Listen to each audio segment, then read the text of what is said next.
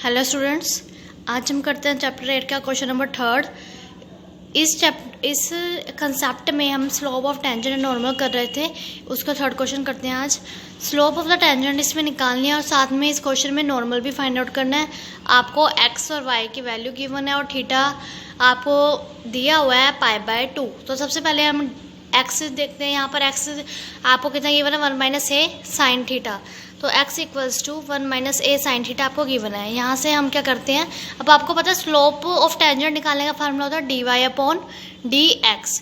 तो हम क्या करेंगे, यहाँ पे dx का डेरिवेटिव करते हैं किसके रिस्पेक्ट में, थीटा के रिस्पेक्ट में दिया हो, तो यहाँ पे हम थीटा के रिस्पेक्ट में डेरिवेटिव करेंगे।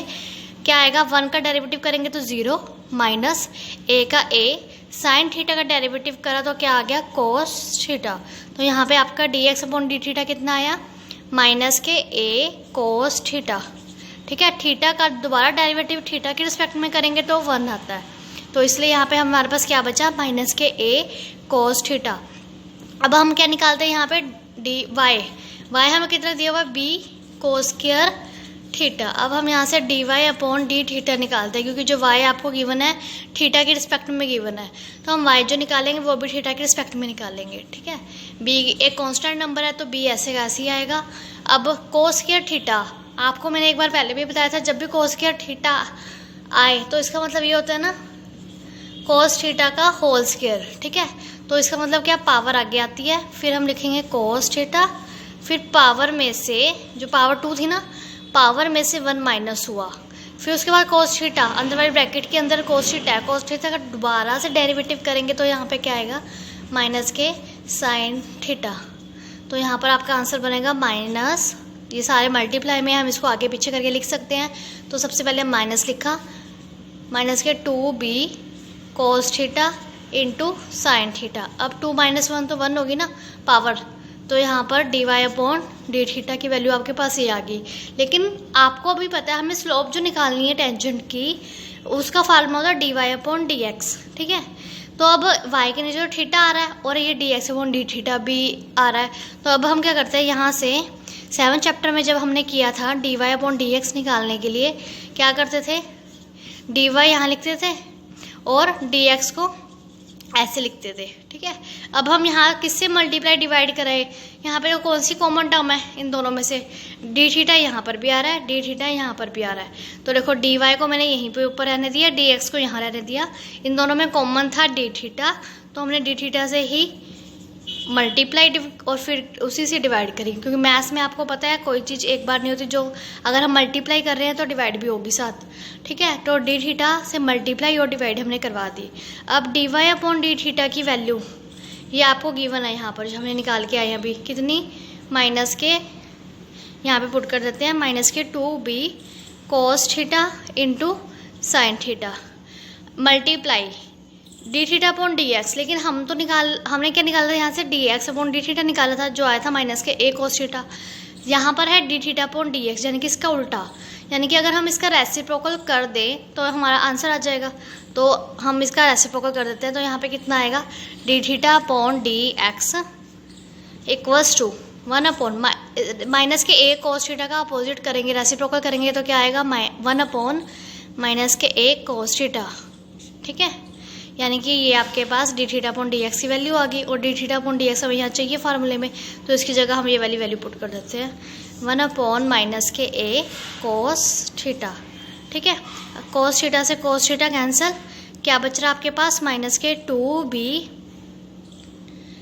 अपॉन में a साइन थीटा। ठीक है, अब ये माइनस से माइनस भी कैंसिल होना, तो यहाँ पर क्या बन गया, प्लस, ये आपका माइनस से माइनस कैंसिल हो गया। अब देखो क्या बचा, यहाँ पे 2b बचा था और sine theta, 2b sine theta लिख दिया, अपॉन में a बचा, a लिख दिया। ठीक है, तो ये आपके पास किसकी वैल्यू आ गई, dy/dx। और आपको पता है हम स्लोप जब निकालते हैं, स्लोप ऑफ टेंजेंट क्या होता है, dy/dx। ठीक है, लेकिन उसमें जो थीटा है वो कितना पुट करते हैं, थीटा की वैल्यू आपको क्वेश्चन में दी हुई है, इसमें देखो थीटा की वैल्यू आपको π/2 दी हुई है, तो हमें यहाँ पे थीटा को पुट करना पड़ेगा π/2। dy/dx तो हमारे पास आ चुका है, ये 2b sine theta, 2b upon a sine theta. अब हम यहाँ पे 2b अपॉन में a लिखते हैं, साइन थीटा साइन का साइन, थीटा की वैल्यू π/2 यहाँ पे हमने पुट कर दी। अब आपको साइन 90 की वैल्यू पता क्या होती है, 1। नहीं पता तो याद रखना, 2 साइन 90 यानी कि साइन π/2 की वैल्यू यहाँ पर होती है 1, तो यहाँ पे हमने 1 पुट कर दिया। यहाँ पे आप रीज़न दे सकते हो कि साइन π/2 इज इक्वल्स टू 1, ठीक है।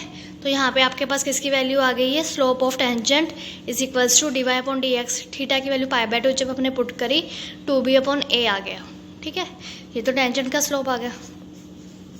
स्लोप ऑफ टेंजेंट आप इसको चाहे दोबारा भी लिख सकते हो, slope of tangent equals to 2b/a। एक ये आंसर आया। अब हमने साथ में क्वेश्चन में देखो दोबारा क्या कहा है, find the slope of tangent and normal to the curve. Normal भी निकालना है साथ में, यानी कि स्लोप ऑफ नॉर्मल का फार्मूला क्या था, हमने प्रीवियस क्वेश्चन में किया भी था, -k1 स्लोप ऑफ टेंजेंट, ठीक है, negative of reciprocal of slope of tangent is equals to slope of normal. तो अब यहाँ पे वैल्यू पुट कर देते हैं। स्लोप ऑफ टेंजेंट की वैल्यू आपके पास कितनी आई, 2b/a। यहाँ पे वैल्यू पुट कर दी 2b/a। जब इसको उल्टा करेंगे तो क्या हो जाएगा, a/2b माइनस के। तो ये आपका आंसर हो गया। ये आपके पास नॉर्मल आ गया और ये हमारे पास टेंजेंट आया था, ये आपके ये a करके ऊपर चला जाएगा सबसे, तो माइनस के a/2b ये आंसर आया, ये नॉर्मल आ गया, ठीक है। आई होप आपको ये क्वेश्चन समझ में आया होगा। बिल्कुल सिंपल क्वेश्चन है, बस आपको टेंजेंट और नॉर्मल के फार्मूले पता होना चाहिए। टेंजेंट जब भी टेंजेंट का स्लोप निकालने को आता है हमें dy/dx निकालना होता है, ठीक है। और नॉर्मल निकालने के लिए हमें टेंजेंट तो जरूरी होता ही है, तो नॉर्मल का फार्मूला ये आपको याद रखना है, -1 slope of tangent. Thank you.